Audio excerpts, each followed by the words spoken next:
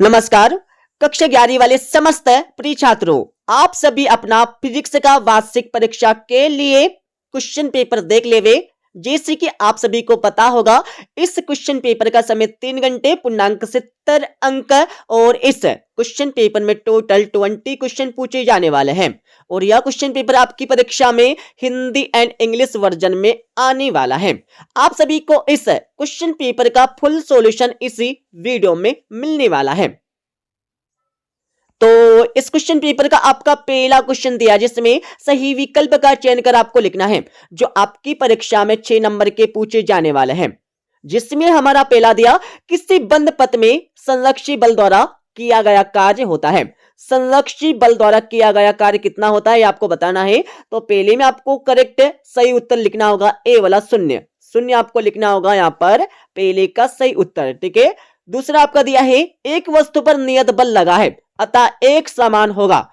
एक वस्तु पर नियत बल यहाँ पर लगा है तो एक समान क्या होगा, ये आपको बताना है। तो दूसरे में आप सभी को सही उत्तर लिखना है, बी वाला वस्तु का त्वरण एक समान होगा।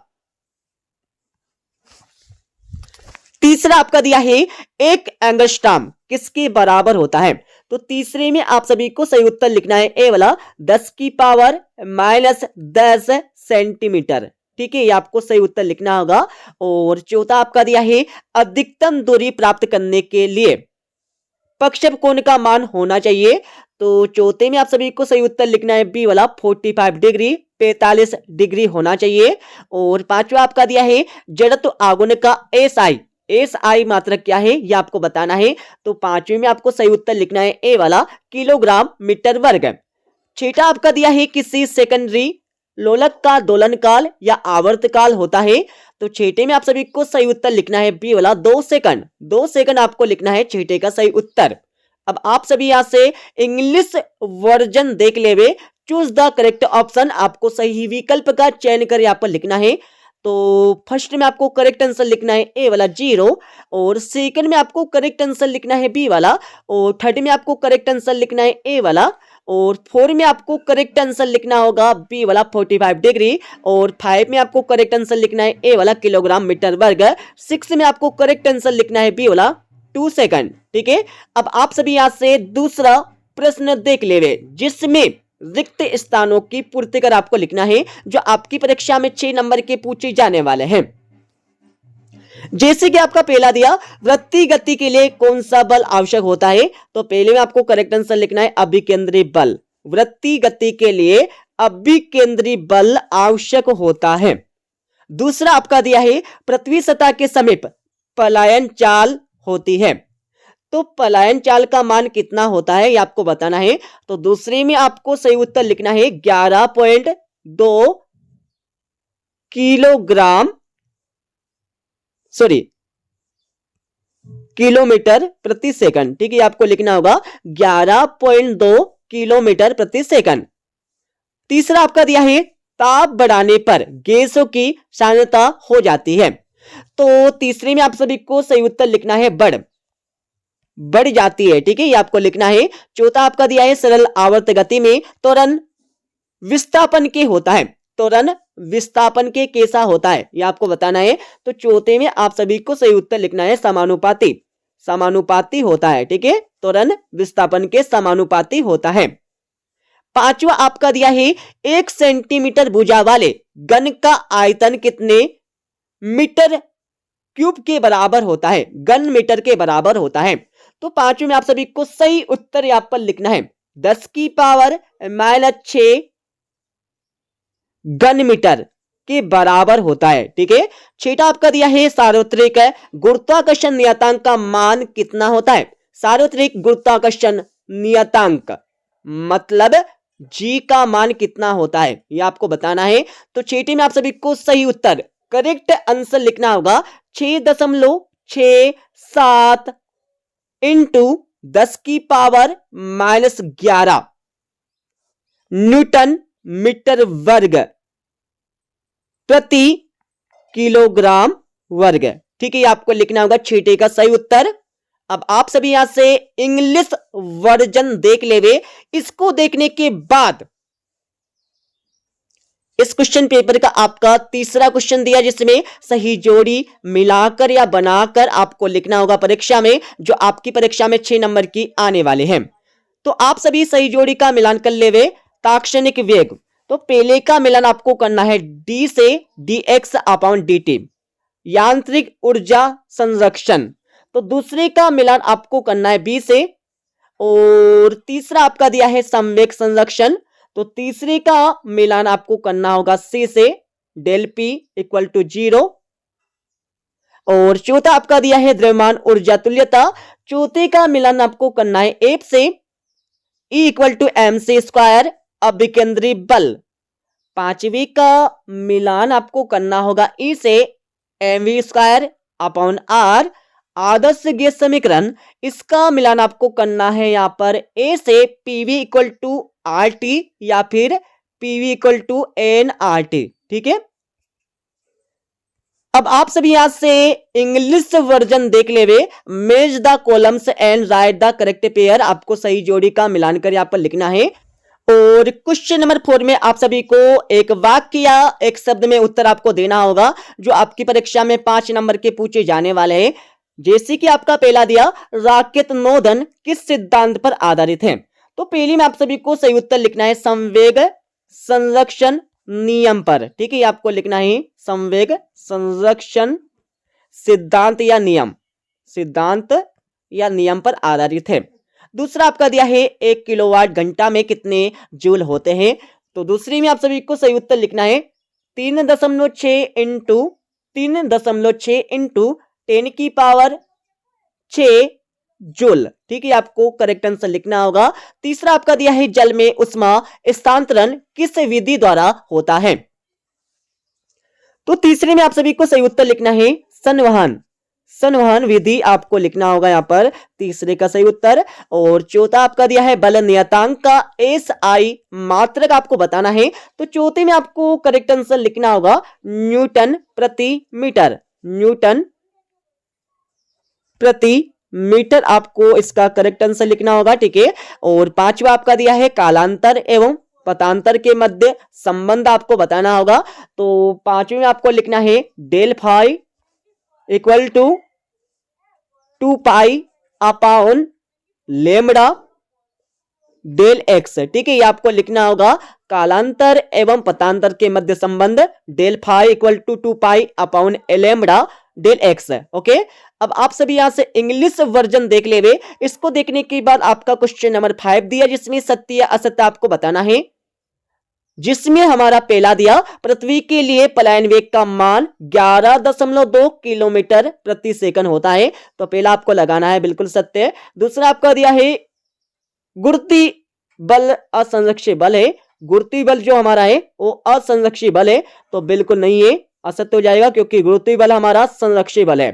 तीसरा आपका दिया है द्रव्यमान केंद्र सदैव पिंड के बाहर स्थित होता है। तो पिंड के बाहर बिल्कुल नहीं स्थित होता है, पिंड के अंदर स्थित होता है। तो तीसरा आपको लगाना होगा असत्य। चौथा आपका दिया है यदि किसी निकाय पर ग्रह बल आघूर्ण शून्य हो तो उसका कोणीय संवेग नियत होगा। तो चौथा आपको लगाना है बिल्कुल सत्य, बिल्कुल होगा। पांचवा आपका दिया है जब बल तथा विस्थापन परस्पर लंबवत हो तो किया गया कार्य शून्य होता है। तो पांचवा आपको लगाना होगा बिल्कुल सत्य, बिल्कुल होता है। अब आप सभी यहां से इंग्लिश वर्जन देख लेवे। इसको देखने के बाद छठा क्वेश्चन आपका दिया है एक पार्सेक में कितने खगोलीय मात्रक होते हैं। यह क्वेश्चन आपकी परीक्षा में 2 नंबर का आने वाला है। प्रिय छात्रों, आप सभी को क्वेश्चन नंबर 6 से लेकर 20 तक के क्वेश्चनों के आंसर बता देंगे इस वीडियो के अंत में। ठीक है, और अतः में आप सभी को विमी विश्लेषण की कोई 2 सीमाएं लिखना होगा। सातवें में आपको शून्य सदिश को परिभाषित कर लिखना है। अतः में आपको 72 किलोमीटर प्रति घंटा को मीटर प्रति सेकंड में परिवर्तित बदलकर आपको लिखना है। आठवीं में आपको एक न्यूटन बल को परिभाषित कर आपको लिखना है। और इसके अतः में आप सभी को क्रिकेट में खिलाड़ी कैच लेते समय अपने हाथों को पीछे की ओर किस कारण से खींच लेते हैं, इसका कारण आपको देना है। और 9वें प्रश्न में आप सभी को संवेग संरक्षण का नियम आपको लिखना है। अतः में आपको आवेग क्या है इसका SI मात्रक आपको लिखना है। 10वें में आप सभी को G एवं बड़े G में आपको दो अंतर बताकर यहाँ पर लिखना है। और 8वें में आपको चंद्रमा पर वायुमंडल क्यों नहीं है इसके कारण आपको देना है। 11वें में आप सभी को ऊष्मागतिकी का प्रथम नियम आपको लिखना है। 8वें में आप सभी को तापमापन के सेल्सियस एवं फ़ारेनहाइट पैमाने में संबंध आपको लिखना होगा। और 12वें में आप सभी को गैस के अनुगति सिद्धांत के आधार पर दाब का सूत्र आपको बताना है। 8वें में आप सभी को आदर्श गैस के गुण आपको बताना है। और 13वें में आप सभी को यहाँ पर यदि ध्वनि की तरंग दैर्घ्य दी है तो ध्वनि की आवृत्ति क्या होगी, जबकि वायु में ध्वनि का वेग 332 मीटर प्रति सेकंड है। इसके अतः में आप सभी को यहाँ पर आवर्तकाल की गणना करके लिखना होगा। और 14वें में आप सभी को वायु में ध्वनि का वेग v, वायुदाब p एवं घनत्व d पर निर्भर करता है। विमी विधि से ध्वनि के वेग v के लिए न्यूटन के सूत्र की स्थापना करके आपको लिखना है। और इसके अतः में आप सभी को निम्नलिखित की विमाएं आपको ज्ञात कर लिखना होगा। 15वें में आप सभी को कार्य ऊर्जा प्रमेय आपको लिखना है एवं सिद्ध करके लिखना है। और इसके अतः में आप सभी को शक्ति की परिभाषा लिखना होगा। शक्ति के लिए सूत्र आपको P = F × V स्थापित करके आपको लिखना है।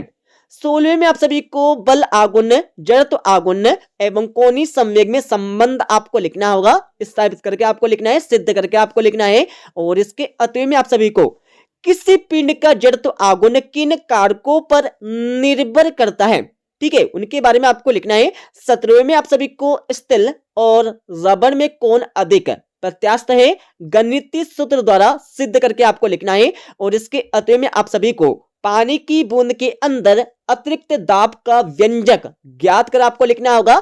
18वें में आप सभी को अनुप्रस्थ तरंग एवं अनुदैर्घ्य तरंग में 4 अंतर आपको बताना है। और इसके अतः में आप सभी को सरल लोलक क्या है, सरल लोलक के आवर्तकाल का व्यंजक T = 2 पाई कोष्टक के अंदर L/G इसको ज्ञात करके आपको लिखना होगा। और 19वें में आप सभी को रेखीय प्रसार गुणांक एवं क्षेत्रीय प्रसार गुणांक को परिभाषित कर संबंध आपको स्थापित करके लिखना है। और इसके अतः में आप सभी को सिद्ध कीजिए कि Cp - Cv = R, ये हमारी है मेयर समीकरण, ठीक है, जहां Cp नियत दाब पर विशिष्ट उष्मा एवं Cv नियत आयतन पर विशिष्ट उष्मा है। ये आपको सिद्ध करके लिखना होगा। और 20वीं में आप सभी को प्रक्षेप गति किसे कहते हैं, सबसे पहले तो आप सभी को परीक्षा में प्रक्षेप गति किसे कहते हैं इसकी परिभाषा पर लिखना होगा।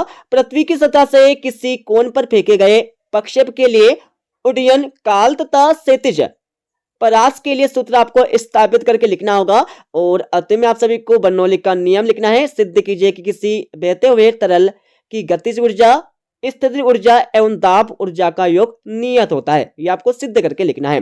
अब मैं आप सभी को इस क्वेश्चन पेपर का A to Z सॉल्यूशन बता देता हूं। अब आप सभी इस क्वेश्चन पेपर का A to Z सॉल्यूशन यहां से देख लेवे। तो ये आपका 6ठे प्रश्न का उत्तर आपको दिया है, ठीक है। 6ठे के बाद आप सभी को 6ठे प्रश्न का अतवे का उत्तर यहाँ पर मिल जाएगा, जिसमें में विश्लेषण की आपको सीमाएं यहाँ पर लिखना होगा 2। और आप सभी को यहाँ पर 7वें प्रश्न का उत्तर दिया है, जिसमें शून्य सदिश किसे कहते हैं इसकी परिभाषा आपको देना होगा। और आप सभी को यहाँ पर 7वें प्रश्न का अतवे का उत्तर यहाँ पर मिल जाएगा, जिसमें किलोमीटर प्रति घंटा को मीटर प्रति सेकंड में आपको परिवर्तित बदलकर आपको लिखना होगा इस प्रकार से। और आप सभी को यहाँ पर 8वें क्वेश्चन का आंसर यहाँ पर मिल जाएगा, ठीक है। 8वें के बाद आप सभी को यहाँ पर 8वें प्रश्न का अतवे का उत्तर यहाँ पर दिया है पूरा का पूरा। और आप सभी को यहाँ पर मिल जाएगा 9वें प्रश्न का उत्तर, जिसमें संवेग संरक्षण का नियम आपको लिखना होगा। और आप सभी को यहाँ पर मिल जाएगा 9वें प्रश्न का अतवे का उत्तर, जिसमें आवेग क्या है इसके लिए आपको सूत्र यहाँ पर लिखना होगा, ठीक है। इसका SI मात्रक आपको लिखना है। और थोड़ा आगे चलेंगे तो आप सभी को यहाँ पर 10वें प्रश्न का उत्तर यहाँ पर मिल जाएगा, जिसमें G मतलब गुरुत्वीय त्वरण, बड़ा G मतलब गुरुत्वीय नियतांक में आपको संबंध बताकर लिखना है, ठीक है। और थोड़ा आगे चलेंगे तो आप सभी को 10वें प्रश्न का अतवे का उत्तर यहाँ पर मिल जाएगा पूरा का पूरा, जिसमें बताना होगा चंद्रमा पर वायुमंडल क्यों नहीं है, वायु गैस क्यों नहीं है, इसका कारण आपको देना है। गुरुत्वाकर्षण क्यों नहीं है, इसका कारण आपको देना है, ठीक है। और आप सभी को 11वें प्रश्न का उत्तर यहाँ पर दिया पूरा का पूरा, ठीक है। 11वीं की बात थोड़ा आगे चलेंगे तो आप सभी को यहाँ पर मिल जाएगा 11वें प्रश्न का अतवे का उत्तर पूरा ऊपर से लेकर नीचे तक आप सभी देख लेवे। और आप सभी को यहाँ पर मिल जाएगा 12वें प्रश्न का उत्तर, जिसमें गैस के अनुगति सिद्धांत के आधार पर आपको दाब पी का सूत्र यहाँ पर लिखना होगा, ठीक है। और आप सभी को यहाँ पर 12वें प्रश्न का उत्तर यहाँ पर दिया है, जिसमें आदर्श गैस किसे कहते हैं, इसके गुण आपको लिखना होगा। और आप सभी को यहाँ पर मिल जाएगा 13वें प्रश्न का उत्तर पूरा का पूरा। 13वें की बात आप सभी को यहाँ पर मिल जाएगा 13वें प्रश्न का अतवे का उत्तर पूरा का पूरा, ठीक है। थोड़ा आगे चलेंगे तो आप सभी को यहाँ पर मिल जाएगा 14वें प्रश्न का उत्तर पूरा ऊपर से लेकर नीचे तक आप सभी पढ़ लेवे। और आप सभी को यहाँ पर मिल जाएगा 15वें प्रश्न का उत्तर पूरा का पूरा, जिसमें कार्य ऊर्जा प्रमेय लिखना है और सिद्ध करके भी आपको लिखना है, ठीक है। और आप सभी को यहाँ पर मिल जाएगा 16वें प्रश्न का उत्तर, जिसमें किसी पिंड का जड़त्व आघूर्ण किन किन कारकों पर निर्भर करता है, आपको समझाकर लिखना है, ठीक है, समझाकर आपको लिखना है। और आप सभी को यहाँ पर मिल जाएगा 17वें प्रश्न का उत्तर पूरा का पूरा। 17वें की बार आप सभी को यहाँ पर मिल जाएगा 17वें प्रश्न का अतवे का उत्तर पूरा ऊपर से लेकर नीचे तक आप सभी देख लेवे। और आप सभी को यहाँ पर मिल जाएगा 18वें प्रश्न का उत्तर, जिसमें अनुप्रस्थ तरंग तथा अनुदैर्ध्य तरंग में 4, 3, 2 अंतर आपको लिखना होगा परीक्षा में। और आप सभी को यहाँ पर मिल जाएगा 19वें प्रश्न का उत्तर, जिसमें रेखीय प्रसार गुणांक की परिभाषा आपको लिखना है, ठीक है, इसके बारे में आपको समझाकर यहाँ पर लिखना होगा। और आप सभी को यहाँ पर मिल जाएगा 20वें प्रश्न का उत्तर पूरा ऊपर से लेकर नीचे तक, जिसमें प्रक्षेप गति किसे कहते हैं, इसकी परिभाषा आपको लिखना होगा और सिद्ध करके भी आपको लिखना है। उड्डयन काल, क्षैतिज पराज, ठीक है, इस प्रकार से आपको सिद्ध करके लिखना है। इसको लिखने के बाद पढ़ने के बाद आपको हमने इस क्वेश्चन पेपर का फुल सॉल्यूशन बता दिया है, ठीक है। तो पूरे क्वेश्चन पेपर को पढ़ लेवे, ठीक है। मिलते हैं अगले वीडियो में।